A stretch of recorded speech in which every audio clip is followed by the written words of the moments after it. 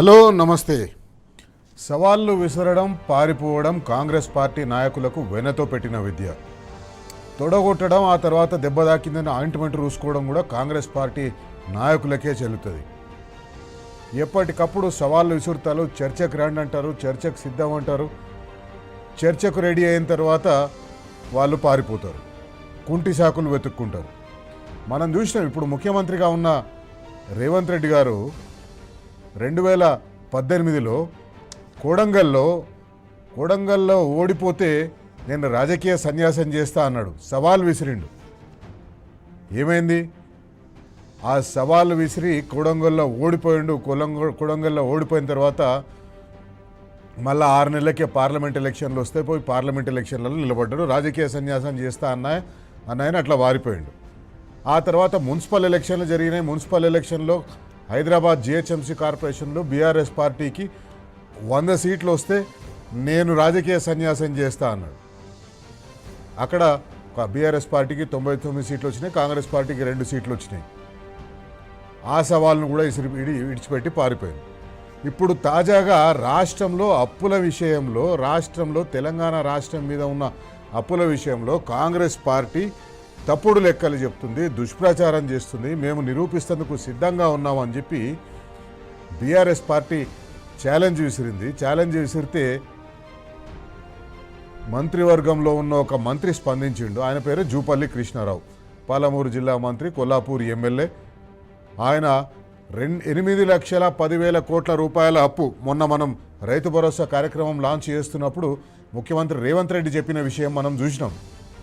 ఈ రాష్ట్రంలో BRS party అధికారంలో ఉన్నప్పుడు 8,10,10,000 కోట్ల రూపాయల అప్పు చేసిపోయింది. ఆ అప్పులు కడతందుకే మా దగ్గర పైసలు సరిపోతలేవు, అందుకే మీకు ఈ పథకాలు ఆలస్యం అవుతుంది, అందుకే మీకు పథకాలు ఇవ్వలేకపోతున్నామని చెప్పే ప్రయత్నం చేసిండు ముఖ్యమంత్రి రేవంత్ రెడ్డి. కానీ ఆయన చేసిన ఆరోపణలు లేదా ఆయన మంత్రివర్గ సహచరులు, అదే వేదిక మీద ఉన్న వ్యవసాయ శాఖ మంత్రి చేసిన అప్పుల తప్పుడు లెక్కలు, అదే వేదిక మీద ఉన్న ఆర్థిక శాఖ మంత్రి, ఉప ముఖ్యమంత్రి చేసిన తప్పుడు అప్పుల లెక్కల ఆరోపణలు, ఇవన్నీ కూడా ఎక్స్పోజ్ చేసేందుకు బీఆర్ఎస్ పార్టీ సిద్ధమైపోయింది. ఎందుకంటే పార్లమెంటులో కేంద్ర ప్రభుత్వం ఆర్థిక శాఖ సహాయ మంత్రి జయంత్ చౌదరి ఆయన్నే చెప్పిండు, తెలంగాణ రాష్ట్రం మొత్తం అప్పులు 2023 డిసెంబర్ నాటికి తెలంగాణ రాష్ట్రం మీద ఉన్న అప్పులు 3,50,000 కోట్లని ఆయన చెప్పిండు. తెలంగాణ రాష్ట్రం ఏర్పడే నాటికి అప్పులు తెలంగాణ రాష్ట్రానికి వచ్చింది 70,000 కోట్లు. మొత్తం కలిపి 10 సంవత్సరాల్లో బీఆర్ఎస్ పార్టీ అధికారంలో ఉన్నప్పుడు అప్పులు చేసింది 2,80,000 కోట్ల రూపాయలే. కానీ కాంగ్రెస్ పార్టీ దుష్ప్రచారం చేస్తుంది, కాంగ్రెస్ పార్టీ బద్నాం చేస్తుంది. అప్పులు 8,10,000 కోట్లు అని చెప్పేసి దాన్ని ఎక్స్పోజ్ చేసేందుకోసం బీఆర్ఎస్ పార్టీ రేవంత్ రెడ్డి గారికి ఛాలెంజ్ చేసింది. రేవంత్ రెడ్డి గారికి ఛాలెంజ్ చేస్తే ఎవరు ముందరికి వచ్చిండ్రు? సందట్లో సడేమియాలాగా జూపల్లి కృష్ణారావు ముందరికి వచ్చిండు.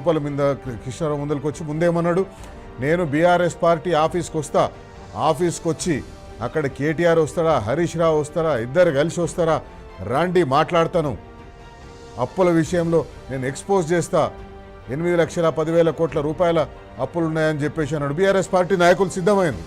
ఎందుకంటే లెక్కలు ఇక్కడ క్లియర్గా ఉన్నాయి కదా, లెక్కలు బీఆర్ఎస్ పార్టీ నాయకుల దగ్గర క్లియర్గా ఉన్నాయి. కేంద్ర ప్రభుత్వం ఇచ్చిన లెక్కలు, ఆర్బీఐ ఇచ్చిన లెక్కలు, క్యాగ్ ఇచ్చిన లెక్కలు, అన్ని లెక్కలు క్లియర్గా ఉన్నాయి. అన్ని లెక్కలు స్పష్టంగా చెప్తున్నాయి.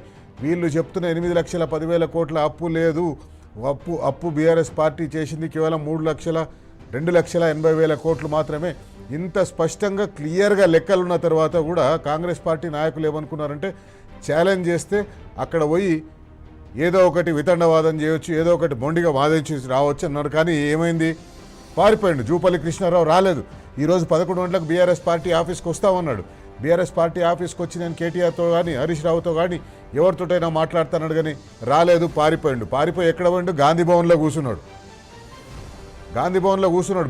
బీఆర్ఎస్ పార్టీ 11 గంటలకు వస్తా అన్నాయన గాంధీ భవన్లో కూర్చున్నాడు. ఎప్పుడైతే కేటీఆర్, హరీష్ రావు ఇద్దరు వచ్చి బీఆర్ఎస్ పార్టీ ఆఫీస్లో కూర్చున్నారో ఆయనకు వణుకు మొదలైంది. జూపల్లి కృష్ణారావు గారికి వణుకు మొదలైంది. అరే, నేను సవాల్ విసిరినా ఆ సవాల్ను వారు స్వీకరించి వాళ్ళు అక్కడ వచ్చి కూర్చున్నారు.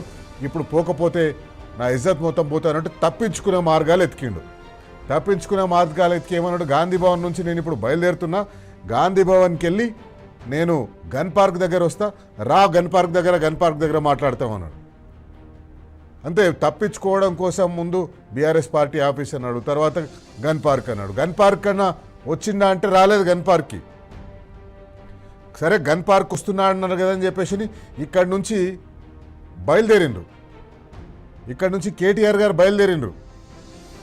గన్ పార్క్ దగ్గర పోదాం, ఆయన సవాల్ని తీసుకుందాం, ఆయన ముందల్లే మాట్లాడదామని గన్ పార్క్కి బయలుదేరితే బీఆర్ఎస్ పార్టీ ఆఫీస్ దాటినో లేదో పోలీసు వాళ్ళు మొత్తం చుట్టుముట్టి రోప్ పార్టీలు పెట్టించేసి, పోలీసులను పెట్టించేసి ఆ బీఆర్ఎస్ పార్టీ భవన్ దాటని లేదు. మరి ఈయన మంత్రి కదా, మంత్రి ఒక్కసారి పోలీసులకు ఫోన్ చేసి చెప్పి, అయ్యా ఇడిచిపెట్టండి ఆయనని, నేను ఇక్కడ రమ్మని చెప్పినా, నేను చర్చలో పాల్గొంటనుకున్నా, నేను చర్చిస్తేందుకు సిద్ధంగా ఉన్న ఆయనతోటని పోలీసులకు ఒక ఫోన్ చేస్తే వాళ్ళ పోలీసులే కదా, వాళ్ళ ముఖ్యమంత్రి హోంమంత్రే కదా. ముఖ్యమంత్రికి ఒకసారి చెప్పి మీరు రాండి, నేను ఛాలెంజ్ చేసిన ముఖ్యమంత్రి గారు వాళ్ళని రమ్మని చెప్పండి, వాళ్ళని పోలీసులను పక్కకు జరగమని చెప్పండి, రామని చెప్పండి అని చెప్పొచ్చు కానీ చెప్పలే.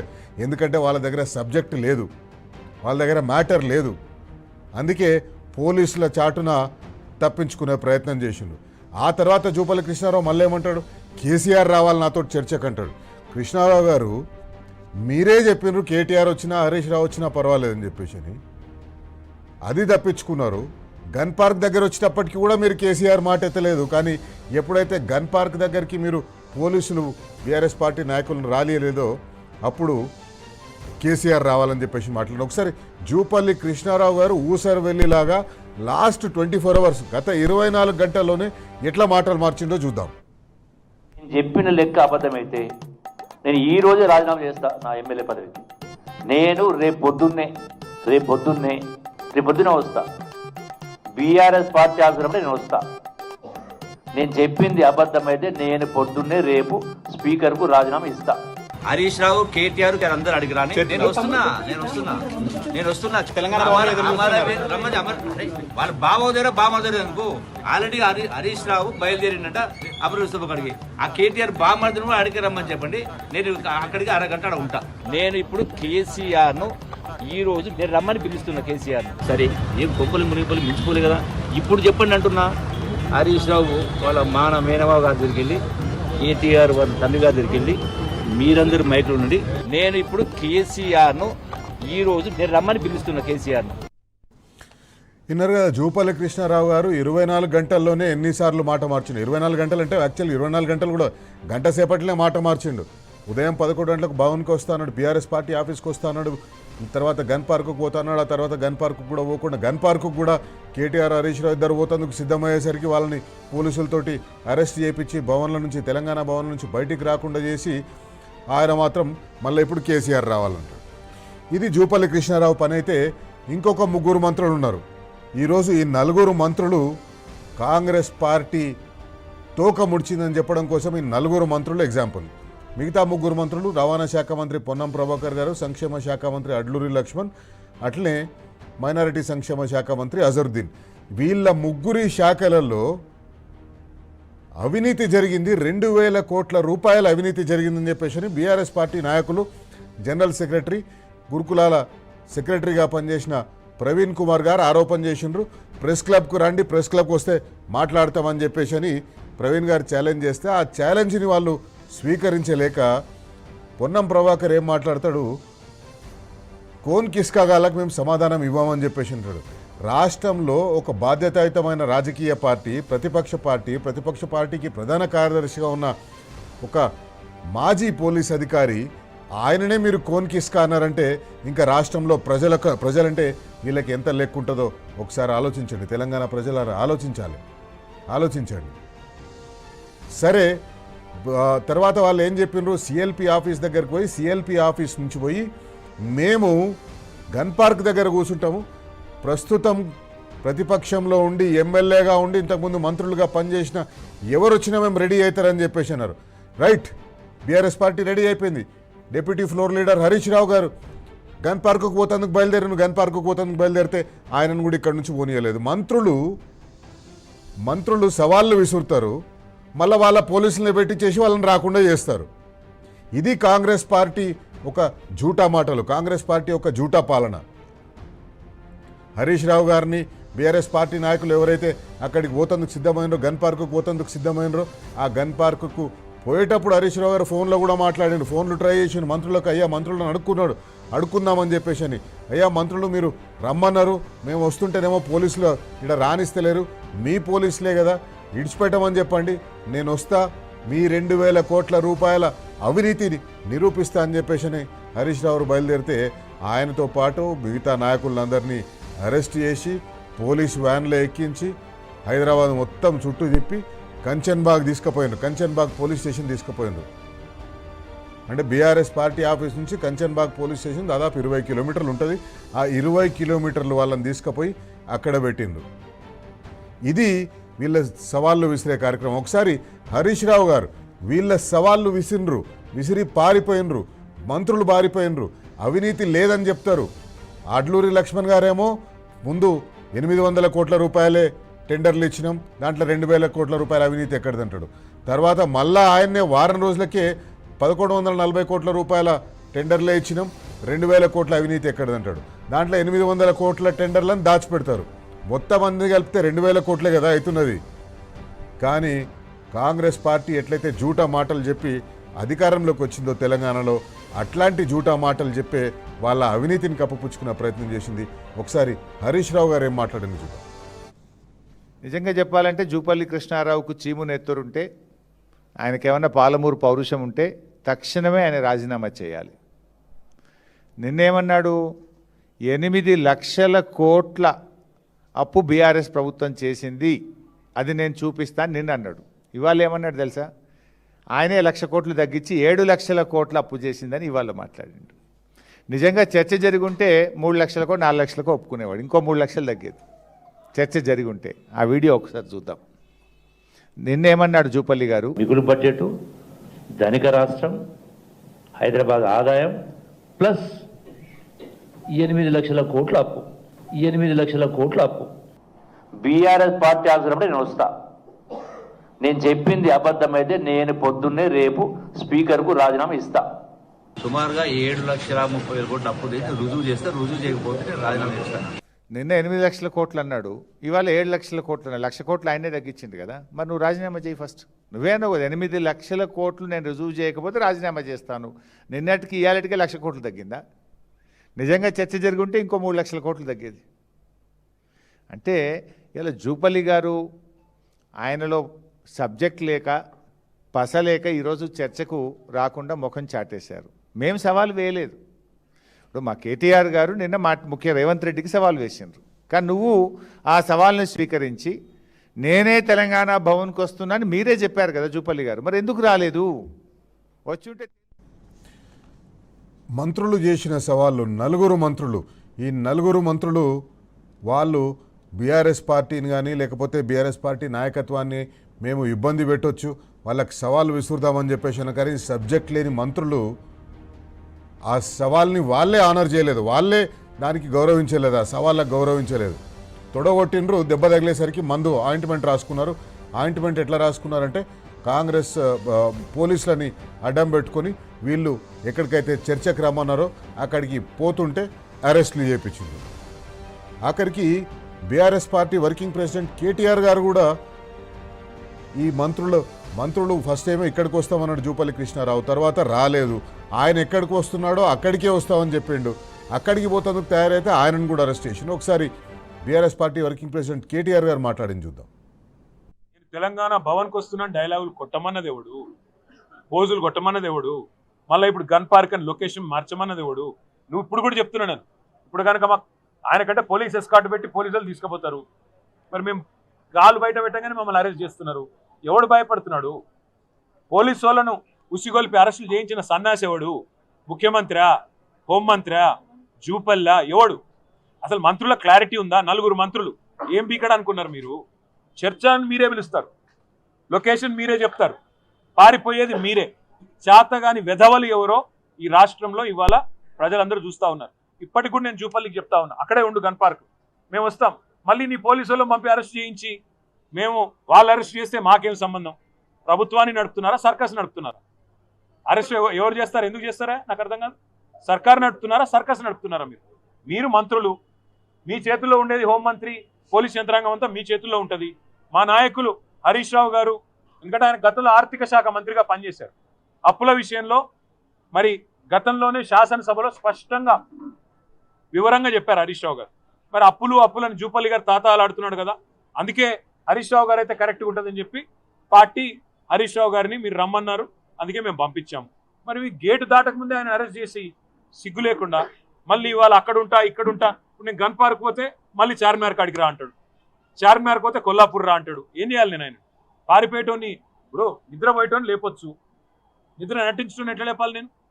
చాతగాని వాళ్ళకు మాటలు ఎక్కువ, చెల్లని నానానికి గీతలు ఎక్కువ అని చాతగాని మంత్రులు, చాతగాని ముఖ్యమంత్రి డైలాగులు కొట్టడం పారిపోవడం కాదు. చేతనైతే అసెంబ్లీ పెట్టు, ఆడేయడెందుకు, అసెంబ్లీలో తెలుసుకుందాంపా. నువ్వు గన్ పార్క్ కార్డ్ని ఉంటా అంటే నాకు పోలీస్ ఎస్కార్ట్ పెట్టి నేను కూడా వస్తాను. ఇంకొక మాట అడుగుతున్నా జూపల్లి, అసలు నీ డిపార్ట్మెంట్ సంగతి నీకు తెలియదు. నీ డిపార్ట్మెంట్లో జీవో వస్తే నీ ముఖానికి తెలియదు. నువ్వే చెప్పినావు, అది నేను చెప్పలే. బూమ్ బూమ్ బీర్ల జీవో నాకు తెలియకుండా వచ్చిందంటివి.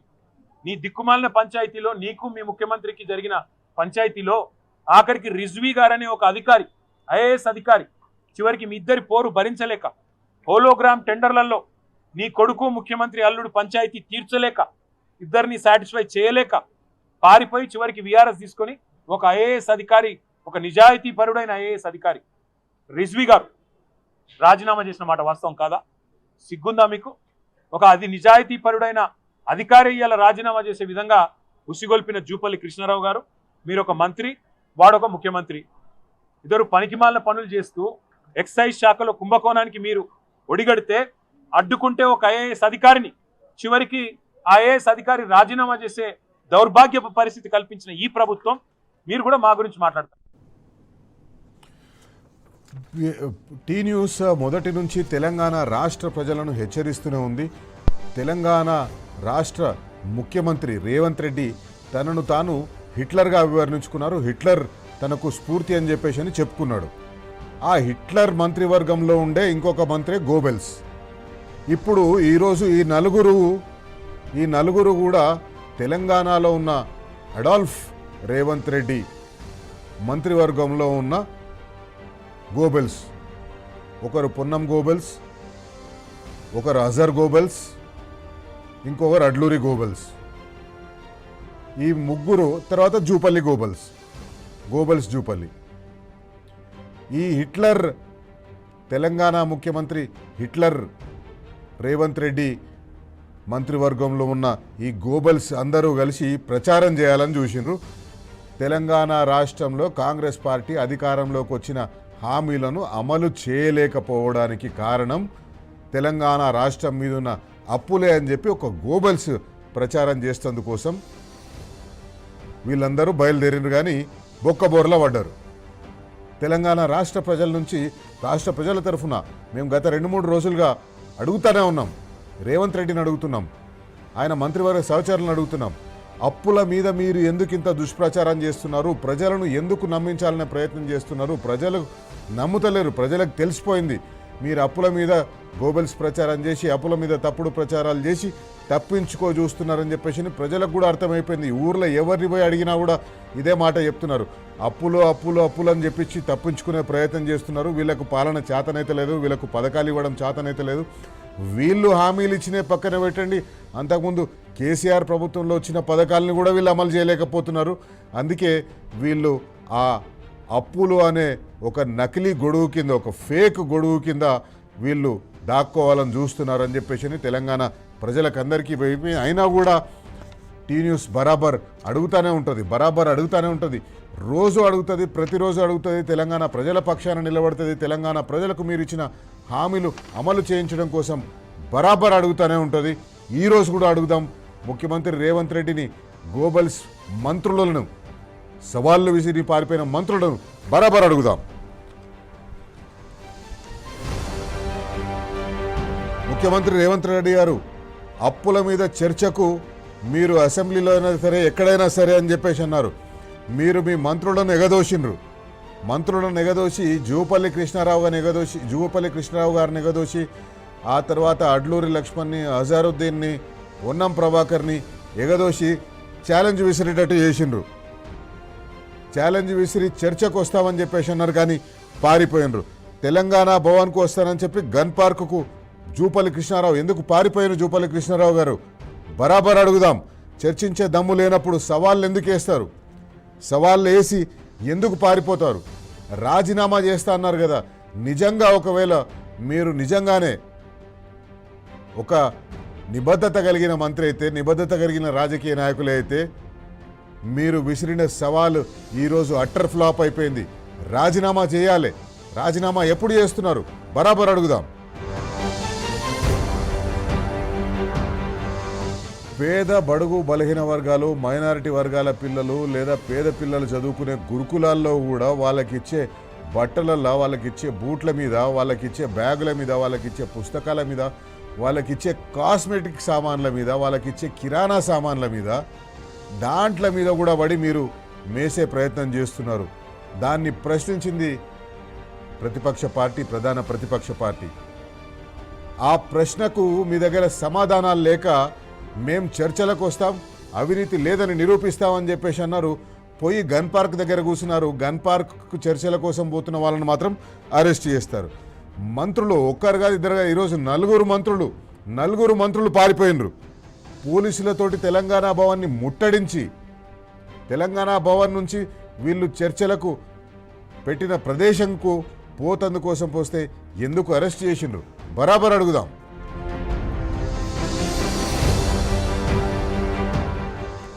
పారిపోవడం దొంగల లక్షణం. సవాలు విసిరి ఆ సవాల్ను ఆనర్ చేయలేక పారిపోవడం పిరికి పందల లక్షణం. ఈరోజు కాంగ్రెస్ పార్టీ కూడా అదే పిరికి పందల్లాగా ప్రవర్తించింది. దొంగలు ఎవరన్నది ఇప్పుడు తెలంగాణ ప్రజలకు స్పష్టంగా తెలిసిపోయింది. వీళ్ళు బీరాలకు పోతారు తప్పిస్తే వీళ్ళ దగ్గర మ్యాటర్ లేదు, సబ్జెక్ట్ లేనిది తెలంగాణ ప్రజలకు తెలిసిపోయింది. మీ మాటల మీద నిలబడలేని అసమర్థులు తెలంగాణ కాంగ్రెస్ పార్టీ మంత్రులు. ఈ పెద్దోళ్లకు వీళ్ళకంటే కేసీఆర్ రావాలంట, కేసీఆర్ చర్చలకు రావాలంట. ఎందుకు వస్తాడు కేసీఆర్ చర్చలు? ముందు మీరెవరికైతే సవాళ్ళు విసిరినరో వాళ్ళు వస్తే వాళ్ళకు సమాధానాలు చెప్పండి. బరాబర్ అడుగుదాం. ఈ కాంగ్రెస్ పార్టీ మంత్రులని సవాళ్ళు ఎందుకు విసురుతున్నారు, ఎందుకు పారిపోతున్నారు? బరాబర్ అడుగుదాం.